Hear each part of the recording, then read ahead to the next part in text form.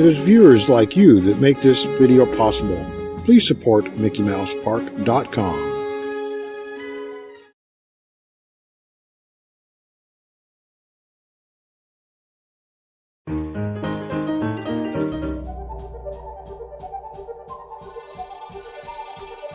The movie Disneyland: The First 50 Magical Years temporarily replaced Lincoln, but a further enhanced Lincoln returned in 2009.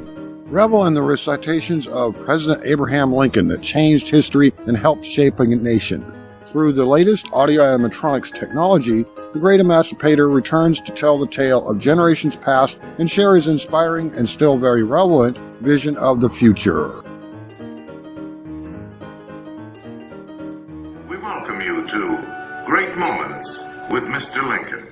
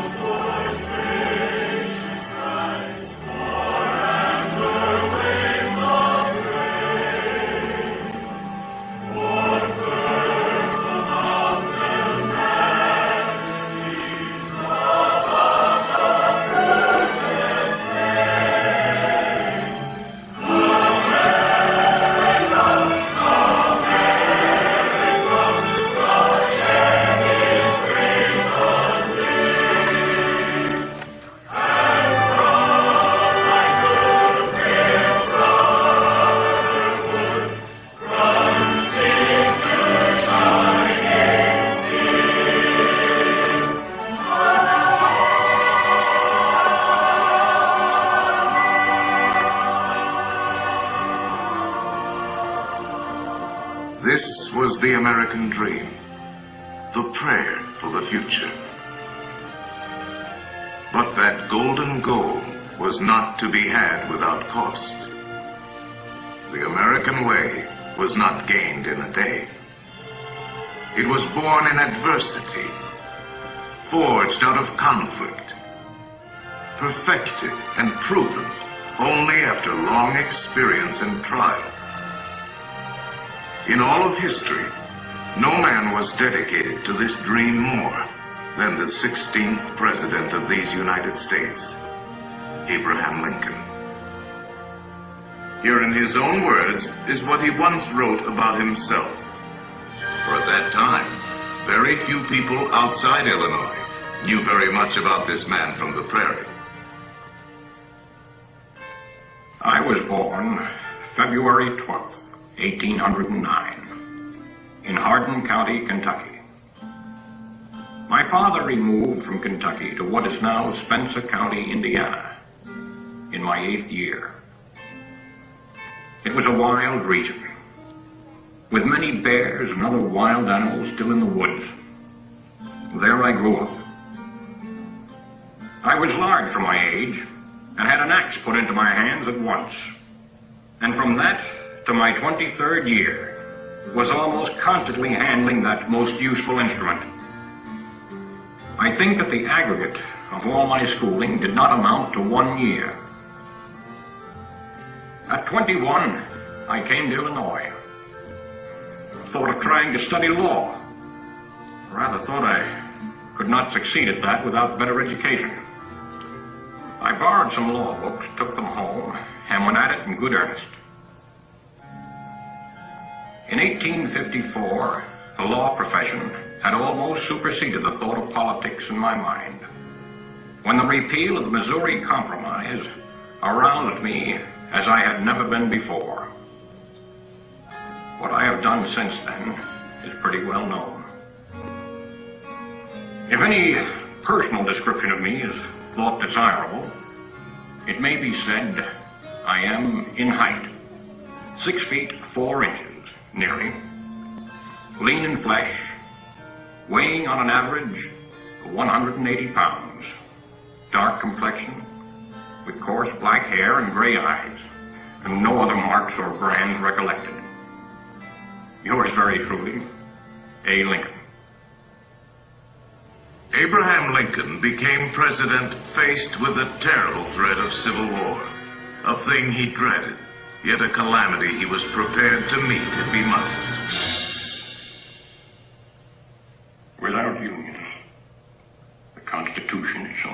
piece of paper. I know there is a God, and that he hates injustice and slavery. I see the storm coming. I know his hand is in it. If he has a place and work for me, and I think he has, I believe I'm ready.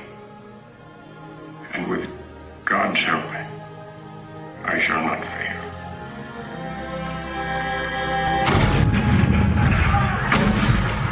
April 12, 1861, Fort Sumter. The cannon spoke for war. Civil war, violent, devastating. Now had come the reckoning, the supreme test that would decide whether a republic founded on liberty could survive the terrible strife of men's passions.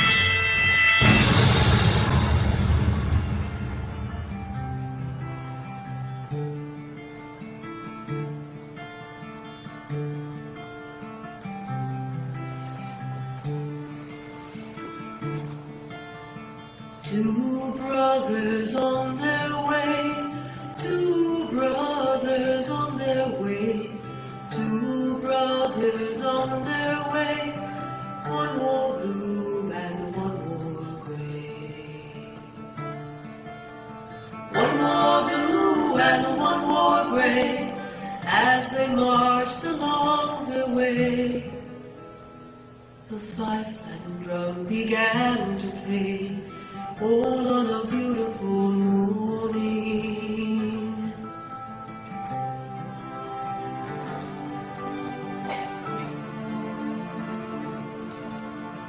One was gentle, one was kind. One was gentle, one was kind. One came home, one stayed behind. A cannonball don't pay no mind. Cannonball, don't pay no mind, if you're gentle or if you're kind. It don't think of the foes behind, all on a beautiful morning, all on a beautiful morning.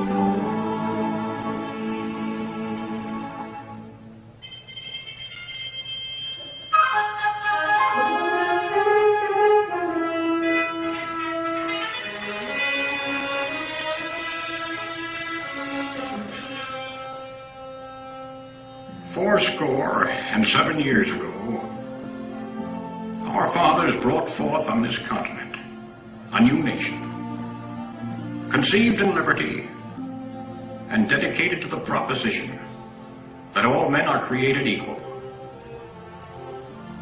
Now we are engaged in a great civil war, testing whether that nation, or any nation so conceived and so dedicated, can long endure. 10 brief sentences. So simple, so direct. Abraham Lincoln had not expected his words to live beyond their temporary moment. But time and history would dictate otherwise. And so today, his Gettysburg Address is immortal, a rich and treasured part of our country's heritage. Great moments with Mr. Lincoln.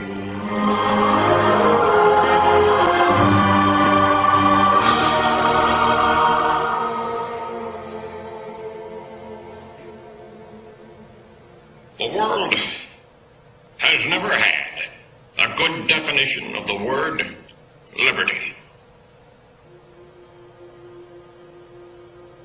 And the American people just now are much in want of one. We all declare for liberty, but in using the same word, we do not all mean the same thing. What constitutes the bulwark of our liberty and independence? It is not our frowning battlements, our bristling seacoasts. These are not our reliance against tyranny. Our reliance is in the love of liberty, which God has planted in our bosoms.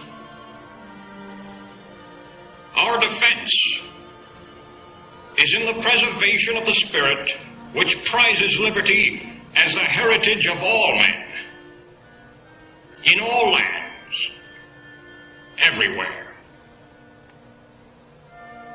Destroy this spirit, and you have planted the seeds of despotism around your own doors.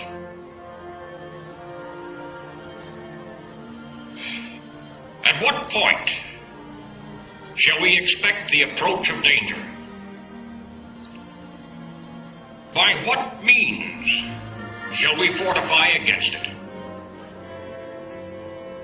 Shall we expect some transatlantic military giant to step the ocean and crush us with a blow?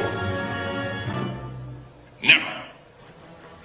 All the armies of Europe, Asia, and Africa combined could not by force take a drink from the Ohio or make a track on the Blue Ridge in a trial of 1,000 years.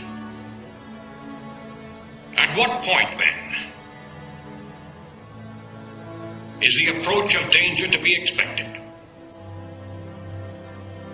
I answer, if it ever reaches, it must spring from amongst us.